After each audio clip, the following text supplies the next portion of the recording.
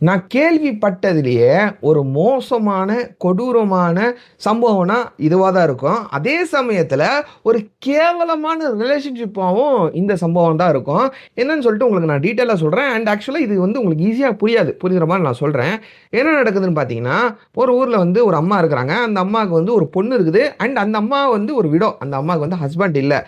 இப்ப இந்த அம்மாவும், பொண்ணும் சேர்ந்துக்கிட்டு என்ன பண்றாங்கன்னா, ஒரு நபர காதலிக்கிறாங்க. 2 பேரும் சேர்ந்துக்கிட்டு ஒரே நபர காதலிக்கிறாங்க. கேவலமா இருக்குல்ல? இப்ப இந்த 2 பேரும் ஒரு நபர காதலிக்கிறாங்கல்ல, அந்த நபருக்கு வந்து ஏற்கனவே கல்யாணம் ஆயிருக்குது. அப்பன்னா என்ன? இது வந்து ஒரு கள்ள தொடர்பு. அம்மாவும் மகளும் சேர்ந்துக்கிட்டு ஒரு நபர் கூட கள்ள தொடர்புல இருக்கிறாங்க. சரி. இப்ப என்ன நடக்குதுன்னு பார்த்தீங்கன்னா, நாளடைவுல இந்த அம்மாக்கு தன்னோட மக வந்து அவர் கூட நெருக்கமா இருக்கிறது புடிக்காம, இந்த மகள வந்து எப்படியாச்சும் பிரிச்சு விட்டுறலாம் அப்படின்னு சொல்லிட்டு ஒரு மாஸ்டர் பிளான் பண்றாங்க. மாஸ்டர் பிளானுக்கு என்ன பண்றாங்கன்னா, இந்த பொண்ணுக்கு வந்து ஒரு கல்யாணம் பண்ணி வச்சுட்டா, அந்த பொண்ணு வந்து தன்னோட வாழ்க்கைய பார்த்துட்டு போயிரும். நம்ம வந்து குதாலா இருந்துக்கலாம். ஒரு கூட நெருக்கமா இருந்துக்கலாம் அப்படின்னு சொல்லிட்டு இந்த பொண்ணுக்கு வந்து கல்யாணமும் பண்ணி வைக்கிறாங்க. நாளடைவுல என்ன ஆகுதுன்னா, இந்த கள்ளக்காதலன் இருக்கிறான்ல, அந்த கள்ளக்காதலன் வந்து இந்த பொண்ணுக்கு கல்யாணம் ஆகி கூட அந்த வீட்டுக்கு போயிட்டு வந்திருக்கான். நெருக்கமா 2 பேரும் இருந்திருக்காங்க. அது வந்து இந்த பொண்ணே சொல்லியிருக்குது. இப்ப என்ன நடக்குதுன்னு பார்த்தீங்கன்னா, இந்த அம்மா பிளஸ் இந்த பொண்ணு, இந்த கள்ளக்காதலனு 3 பேரும் நம்ம ஒண்ணாவே இருந்துக்கலாம்ப்பா. நம்ம வந்து இந்த பொண்ண வந்து இதுக்கு கல்யாணம் பண்ணி அனுப்பிச்சு விடணும். நம்ம 3 பேரும் ஜாலியா இருந்துக்கலாம் அப்படின்னு சொல்லிட்டு ஒரு மாஸ்டர் பிளான் பண்றாங்க. என்ன மாஸ்டர் பிளான் பண்றாங்கன்னு பார்த்தீங்கன்னா, இப்ப இவங்களுக்கு இடைஞ்சலா இருக்கிறது யாரு? அந்த புது மாப்பிள்ளை. புதுசா கல்யாணம் பண்ணி வந்தார்ல அந்த மாப்பிள்ளை. இந்த மாப்பிள்ளை வந்து தீர்த்து கட்டிட்டோம்னா, நம்ம வந்து ஜாலியா இருந்துக்கலாம் அப்படின்னு சொல்லிட்டு ஒரு மாஸ்டர் பிளான் பண்றாங்க. அதே மாரி பண்ண மாரியே அந்த பையன புது மாப்பிள்ளை வந்து தீர்த்தும் கட்டிடுறாங்க. கேவலமா இல்ல? ஒரு மாரி சுத்தல்ல விடுற மாரி ஒரு கதையா இல்ல? நான் உங்களுக்கு என்னன்னு சொல்லிட்டு தெளிவா சொல்றேன். வாங்க வீடியோக்குள்ள போலாம். அதுக்கு முன்னாடி நீங்க இன்னும் நம்ம சேனலை சப்ஸ்கிரைப் பண்ணலாம். சப்ஸ்கிரைப் பண்ணிக்கங்க. சப்ஸ்கிரைப் பண்ணா தான் நம்ம சேனலில் அப்லோட் பண்ணக்கூடிய எவ்ரிடே வீடியோஸ் நம்ம வந்து வேரியஸ் டைப் ஆஃப் கண்டென்ட் வந்து அப்லோட் பண்ணுறோம். இந்த மாதிரி கண்டென்ட் அப்லோட் பண்ணுறோம், இல்லாட்டி மிஸ்ட்ரி வீடியோஸ் அப்லோட் பண்ணுறோம், கரண்ட் அஃபேர் அப்லோட் பண்ணுறோம். இந்த வீடியோஸ் எல்லாம் நீங்கள் மிஸ் ஆகக்கூடாதுன்னு நினச்சிங்கன்னா, நம்ம சேனல் அப்லோட் ஆகின உடனே உங்களுக்கு நோட்டிஃபிகேஷன் வரணும்னு நினச்சிங்கன்னா நம்ம சேனலை சப்ஸ்கிரைப் பண்ணிக்கிங்க. சப்ஸ்கிரைப் பண்ணால் தான் யூடியூப்காரன் உங்களுக்கு நோட்டிஃபிகேஷன் அனுப்புவோம். சரி, சப்ஸ்கிரைப் பண்ணிட்டீங்களா? ரொம்ப லென்த்தாக போகுது, வாங்க வீடியோக்குள்ளே போகலாம். Hello everyone, this Yasar. Welcome to Yasar speaks.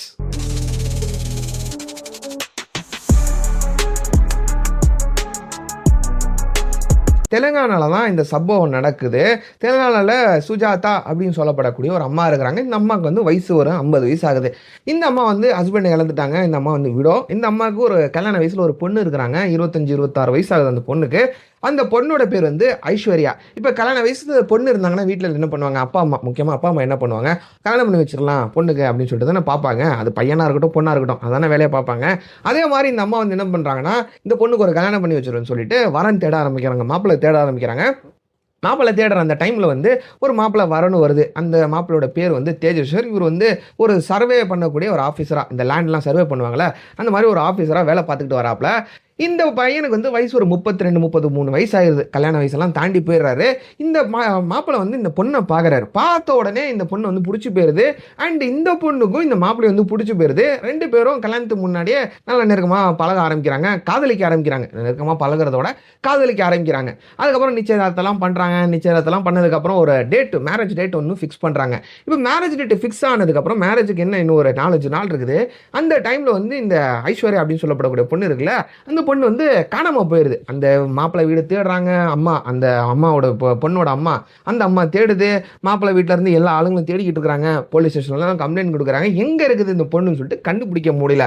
அதுக்கப்புறம் திடீர்னு ஒரு நாள் என்ன ஆகுதுன்னா, இந்த பொண்ணு வந்து அந்த மாப்பிள்ளை கிட்ட ஃபோன் பண்ணி இந்த மாதிரி ஒரு இடத்துக்கு வாங்க. அந்த புது மாப்பிள்ளை இன்னும் கல்யாணம் ஆகலை.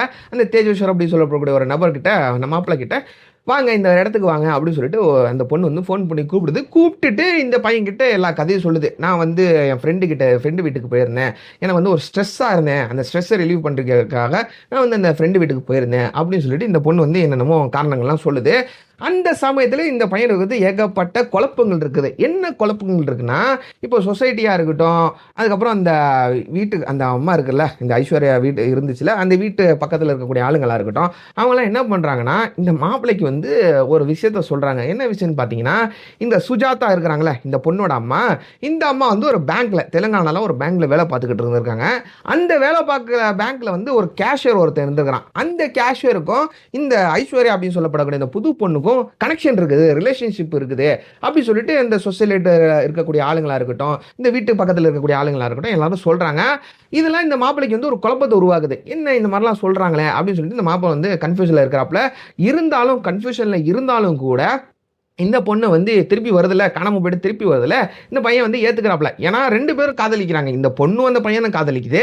இந்த பையனும் புது மாப்பிளையும் தேஜேஸ்வர் அப்படின்னு சொல்லப்படக்கூடிய புது மாப்பிளையும் இந்த பொண்ணை வந்து காதலிக்கிறாப்ல. இதுக்கப்புறம் வீட்டு ஆளுங்களும் சொல்றாங்க, எதுக்குடா இந்த பொண்ணு ஓடி போயிருச்சு அப்படி இப்படின்லாம் சொல்றாங்க. இருந்தாலும் இந்த பையன் என்ன பண்றாப்லனா, சரி இருந்துட்டு போகுது, கல்யாணம் பண்ணிக்கலாமா, நாங்க 2 பேரும் காதலிக்கிறோமா அப்படின்னு சொல்லிட்டு திரும்பவும் ஒரு டேட் ஃபிக்ஸ் பண்றாங்க. மே 18ஆம் தேதி 2 பேத்துக்கும் கல்யாணம் நடக்குதுங்க. கல்யாணம் நடக்குது, நல்லா தான் இருக்கிறாங்க, நல்லா போட்டோஸ்லாம் போடுறாங்க, வீடியோஸ்லாம் பிடிக்கிறாங்க. அதுக்கப்புறம் என்ன ஆகுதுன்னா, கல்யாணம் பண்ணதுக்கு அப்புறம் இந்த பையன் வந்து அவன் வேலைக்கு போக ஆரம்பிச்சிருவாப்ல. வேலைக்கு போனதுக்கு அப்புறம் வீட்டாளுங்க என்ன கம்ப்ளைண்ட் பண்றாங்கன்னா, இந்த பொண்ணு புது வீட்டில் என்ன கம்ப்ளைண்ட் பண்றாங்கன்னா, இந்த பொண்ணு நீ வேலைக்கு போனதுக்கு அப்புறம் ரூமுக்குள்ள போயிருதுப்பா, போன் எடுத்துக்கிட்டு ரூமுக்குள்ள போயிருது, ரூமுக்குள்ள போயிட்டுனா வெளியிலே வர மாட்டேங்குது, அதுக்கப்புறம் நீ வந்ததுக்கு அப்புறம் தான் கதவு திறக்குது, இந்த மாதிரி அப்படின்னு சொல்லிட்டு கம்ப்ளைண்ட் பண்ண வைக்கிறாங்க. இப்போ கம்ப்ளைண்ட் பண்ண வச்சோன்னு புது பொண்ணு தானே, மாப்பிள்ளையும் இதெல்லாம் நடக்கிற சகஜம்தான், புது மருமக வந்துச்சுன்னா அம்மாவுக்கு வந்து கம்ப்ளைண்ட் பண்ண தான் செய்வாங்க அப்படின்னு சொல்லிட்டு காதில் வாங்காமல் கொஞ்சம் நாள் ஓட்டிக்கிட்டு இருக்காப்புல. அது வந்து நாளடைவில் கம்ப்ளைண்ட் வந்து ஏகப்பட்ட கம்ப்ளைண்ட் வந்துகிட்டே இருக்குது. என்னப்பா வரவே மாட்டேங்குது, வீட்டு ஆளுங்கெல்லாம் புது ஏதாச்சும் ஃபேமிலி மெம்பர்ஸ் வந்து பார்க்கணும்னு சொன்னாங்கன்னா அந்த பொண்ணு வெளியில் கூட வர மாட்டேங்குது அப்படி சொல்லிட்டு கம்ப்ளைண்ட் வந்து வச்சுக்கிட்டே இருக்கிறாங்க. அப்பாவாக இருக்கட்டும் அம்மாவாக இருக்கட்டும், அந்த மாப்பிள்ளையோட அப்பா அம்மா வந்து கம்ப்ளைண்ட் வச்சுக்கிட்டே இருக்காங்க. அதுக்கு இந்த மாப்பிள்ளை வந்து என்ன பண்ணுறாப்லன்னா, சரி பொண்ணுக்கிட்ட கேட்டு பார்ப்போம், என்னதான் பிரச்சனை, எதுக்கு மாமியார் மருமகுள்ள இவ்வளோ பிரச்சனை நடந்துகிட்டு இருக்குன்னு சொல்லிட்டு இந்த பொண்ணுக்கிட்ட கேட்குறாரு. என்ன இந்த மாதிரி அம்மா வந்து கம்ப்ளைண்ட் பண்ணிக்கிட்டே இருக்காங்க, எதுக்கு நீ வந்து ரூமுக்குள்ள போயிடுறேன், அதுவும் ஃபோன் எடுத்துட்டு போயிடுறேன், திருப்பி வரவே மாட்டேங்கிறியா, நான் வந்ததுக்கு அப்புறம் தான் வரியா அப்படின்னு சொல்லிட்டு இந்த பொண்ணு கிட்ட கேட்கறாரு. அதுக்கு அந்த பொண்ணு வந்து அப்படியே தட்டி கழிக்குது, இல்ல நான் அந்த மாதிரிலாம் இல்ல, இவங்க அம்மா தான் தப்பா பேசுறாங்க அப்படின்னு சொல்லிட்டு அதை வந்து அப்படியே மழுப்புது. ஆனா நாளடைவில் இவருக்கு ஒரு டவுட் வருது, இந்த அம்மா சொல்றதுதான் உண்மையா இருக்குமா அப்படின்னு சொல்லிட்டு திருப்பி அழுத்தி அழுத்தி கேட்கறாரு. அதுக்கு வந்து ஒரு சண்டையா உருவாகுது, அந்த புது மாப்பிள்ளைக்கும் பொண்ணுக்கு வந்து அது வந்து ஒரு சண்டையா கன்வெர்ட் ஆகுது. கன்வெர்ட் ஆனதுக்கு அப்புறம் 2 பேரும் அடிச்சுக்கிறாங்க. இருக்கிற அந்த டைம்ல என்ன நடக்குதுன்னு பாத்தீங்கன்னா, இந்த பொண்ணு வந்து சரிங்க நம்ம வந்து ஒன்னா இருந்துக்குவோம், அதெல்லாம் விட்டுருங்க, நம்ம வந்து எங்கேயாச்சும் ஜாலியாக வெளியில் போயிட்டு வருவோம், டூருக்கு போயிட்டு வருவோம் அப்படின்னு சொல்லிட்டு இந்த புது மாப்பிள்ளை வந்து டூருக்குலாம் போயிட்டு வராங்க. 2 பேரும் ஜாலியாக இருக்கிறாங்க, டூருக்குலாம் போயிட்டு திருப்பி வீட்டுக்கு வந்துடுறாங்க. வீட்டுக்கு வந்ததுக்கப்புறம் திடீர்னு ஒரு கார் ஒன்று வருதுங்க. அந்த வீட்டுக்கு பக்கத்தில் ஒரு கார் வருது. காரில் வந்து இந்த ஃபார்மர்ஸ்லாம் இருப்பாங்க, விவசாயிகள்லாம் இருப்பாங்கல்ல, அவங்க ஒரு ஆளுங்க வராங்க, 3-4 பேர் வராங்க. 3-4 பேர் அந்த காரில் வந்து எனக்கு வந்து ஒரு லேண்டை வந்து சர்வே பண்ணி கொடுக்கணும் வாங்க, ஏன்னா இவர் ஒரு சர்வே ஆஃபீஸராக தானே ஒர்க் பண்ணிட்டு இருக்காரு, சர்வே பண்ணி கொடுக்கணும் வாங்க அப்படின்னு சொல்லிட்டு காரில் கூப்பிட்டு போகிறாங்க.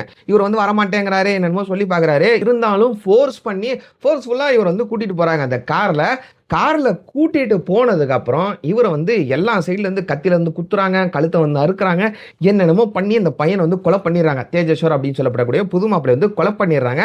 கொலை பண்ணிட்டு இவர் வந்து இந்த சர்வே அளக்கிறதுக்கெல்லாம் லேப்டாப்லாம் எடுத்துகிட்டு போகணும்ல, லேப்டாப்லாம் எடுத்துகிட்டு ஒரு ஆற்றுல போய், தெலுங்கானா இருக்கக்கூடிய ஒரு ஆறில் போய் போட்டுறாங்க. இவரோட பாடியும் அங்கே தூக்கி போட்டுறாங்க.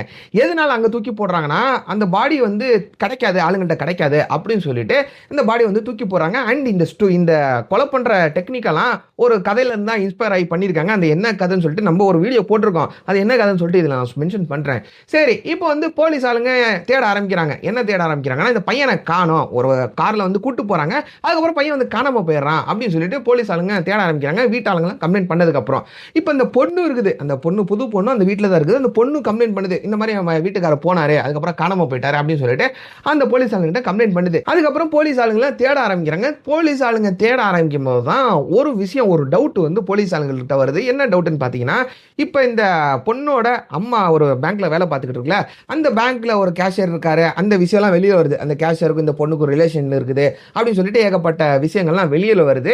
அதுக்கப்புறம் போலீஸ் ஆளுங்க என்ன பண்ணுறாங்கன்னா, இந்த பொண்ணு விசாரிக்க ஆரம்பிக்கிறாங்க. என்ன இந்த மாதிரிலாம் ரிலேஷன்ஷிப் இருக்குன்னு சொல்கிறாங்களா, அதெல்லாம் உண்மையா அப்படின்னு சொல்லிட்டு விசாரிக்க ஆரம்பிக்கிறாங்க. அதுக்கு வந்து இந்த பொண்ணும் தட்டி கழிச்சிருது, இல்லை அந்த மாதிரிலாம் இல்லை, இதெல்லாம் போய் சொல்கிறாங்க அப்படின்னு சொல்லிட்டு தட்டி கழிச்சிட்டு, அதுக்கு இந்த அம்மாவும் சப்போர்ட், இந்த ஐஸ்வர்யாவோட அம்மா சுஜாதாவும் சப்போர்ட், இல்லை என் பொண்ணு அந்த மாதிரிலாம் கிடையாது அப்படின்னு சொல்லிட்டு சப்போர்ட்டும் பண்ணுறாங்க. அதுக்கப்புறம் நாளடைவில் என்ன ஆகுதுன்னா, இந்த பையனை காணாமல் போயிட்டாதான்னு சொல்லிட்டு தேடிக்கிட்டு இருக்காங்க. ஆனால் இந்த பையனோட பாடி வந்து கிடைக்குது. எப்படி இந்த பையனோட பாடி ஐடென்டிஃபை பண்ணுறாங்கன்னா, இந்த பையன் வந்து ஏதோ டாட்டோ வந்து கையில் கொத்திருக்காப்ல, அம்மாவோட பேர் ஏதோ டாட்டோ கையில் குத்திருக்காப்ல. இந்த டாட்டோ வச்சு ஐடென்டிஃபை பண்ணுறாங்க. ஐடென்டிஃபை பண்ணி பாடியை வந்து ரிகவர் பண்ணுறாங்க.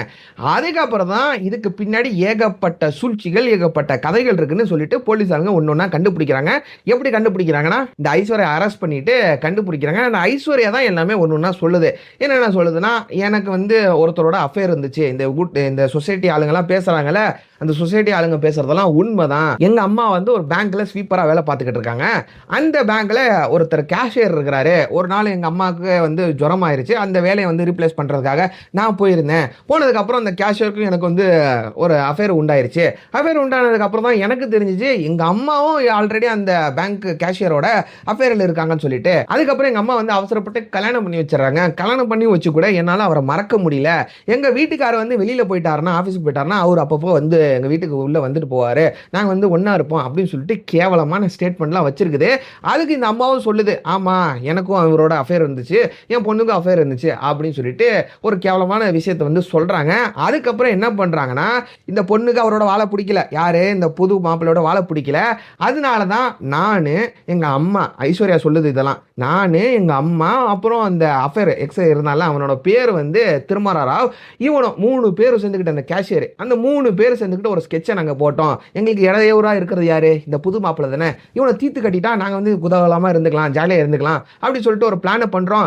அண்ட் இந்த பிளானை வந்து நாங்க எதுல இருந்து இன்ஸ்பயர் ஆகி போட்டோம்னா, இப்போ இந்த சோனம் இப்போ ரீசெண்டா நடந்துச்சுல, ஒரு பையனை வந்து கல்யாணம் பண்ணிட்டு ஒரு மலையில இருந்து போட்டு தள்ளி விட்டு அறுத்து கழுத்து அறுத்து கொலை பண்ணிடுறாங்கல்ல, அந்த சம்பவத்துல இருந்து தான் நாங்க வந்து இன்ஸ்பயர் ஆகி தான் இதை வந்து கரெக்டா எக்ஸிக்யூட் பண்ணிட்டா நாங்க மாட்ட மாட்டோம் அப்படின்னு சொல்லிட்டு ஒரு கூலிப்படையை வச்சு நாங்க வந்து இந்த பிளானை பண்ணோம். ஆனாலும் எப்படியா இருந்தாலும் இந்த பாடி மாட்டிக்கிச்சு, நாங்களும் மாட்டிக்கிட்டோம் அப்படின்னு சொல்லிட்டு கேவலமான மோசமான ஸ்டேட்மெண்ட் வந்து இந்த பொண்ணு கிட்ட இருந்து வாங்குறாங்க.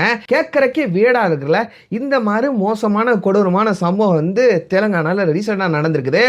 என்ன எப்படி வந்து இதை நியாயப்படுத்துறது? இப்ப அம்மாவும் பொண்ணு வந்து ஒருத்தர் கூட ரிலேஷன்ஷிப்ல இருந்தாங்க. இந்த பொண்ணுக்கு வந்து அந்த ஆள் வந்து அப்பனா வரணுமா, இல்லாட்டி இந்த அம்மாவுக்கு வந்து இந்த இந்த அஃபேர்ல இருந்தான்ல அவன் வந்து என்ன மாப்பிள்ளை வரணுமா? என்ன எனக்கே சுத்தமா புரியல. எலவோ போய் தொலைகிட்டோம், சாகட்டும் மூதேவிங்க. ஆனா தேவையே இல்லாம இந்த நடுவில் ஒரு புது மாப்பிள்ளை வந்தார்ல, அவரை எதுக்கு இங்க கொலை பண்ணணும்? அந்த பையனோட வாழ்க்கை எதுக்கு இங்க சீரழிக்கணும்? என்ன நடந்துகிட்டு இருக்குது உலகத்துல எனக்கு சுத்தமா புரியல. எனக்கு இதை பத்தி பார்க்கும் போதே, இதை பத்தி படிக்கும் போதே ஒரு மாதிரி கூசுதுங்க. படிக்கிறதுக்கு எனக்கே கூசுது. ஆனா இது நிஜத்துல நடந்திருக்குது. இவங்களுக்கு கூசலே, உங்களுக்கு அச்சமே இல்லையான்னு சொல்லிட்டு எனக்கு சுத்தமா புரியல. இந்த மாதிரி ஏகப்பட்ட சம்பவம் அடிக்கடி நடந்துகிட்டு இருக்குது. ஜஸ்டிஸ் ஃபார் உமன் போய் ஜஸ்டிஸ் ஃபார் மென் வந்து நாளுக்கு நாள் அதிகரிச்சுக்கிட்டு இருக்குது. அந்த ஹேஷ்டாக் வந்து நாளுக்கு நாள் அதிகரிச்சுக்கிட்டு இருக்குது. என்னதான் நடந்துகிட்டு இருக்குன்னு சொல்லிட்டு நம்ம உலகத்துல சுத்தமா எனக்கு புரியல. இதான் உங்களை ஷேர் பண்ணணும்னு தோணுச்சு, ஷேர் பண்ணிட்டேன். உங்களுக்கு புரிஞ்சிருக்கும்னு நினைக்கிறேன். என்னடா எனக்கே இது படிக்கும் போது குழம்பி போயிட்டேன். ஆனா உங்களுக்கு ஈஸியா புரிய வச்சிருப்பேன்னு நினைக்கிறேன். புரியலன்னா சொல்லிட்டு கமெண்ட்ல சொல்லுங்க, வேணா திருப்பி ஒரு வீடியோ மேக் பண்ணி போடுவோம். அவ்வளவுதான் இன்னைக்கு வீடியோ. நாளைக்கு இன்னொரு இன்ட்ரெஸ்டிங்கான டாபிக் இன்ட்ரெஸ்டிங் வீடியோல பார்க்கலாம். டில் தென் டேக் கேர், பாய்.